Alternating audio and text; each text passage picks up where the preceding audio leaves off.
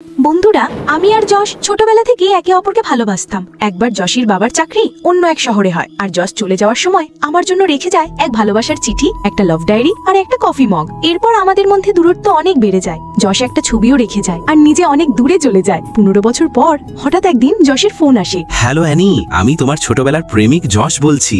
বন্ধুরা, তখন আমি আনন্দে কেঁদে ফেলি। যশ, তুমি সেই পার্কে এসো যেখানে আমরা ছোটবেলায় দেখা করতাম। হ্যাঁ অ্যানি, আমি আসছি।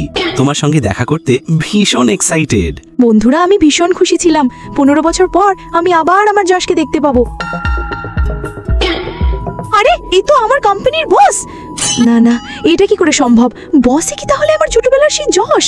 আমি তো কখনো ভাবতেও পারিনি বসই আমার পুরনো প্রেমিক। না না, আমি এখনো বিশ্বাস করতে পারছি না। এসো অ্যানি, তাড়াতাড়ি এসো।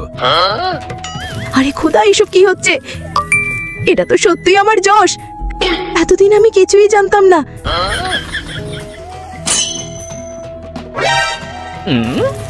অ্যানি, তুমি?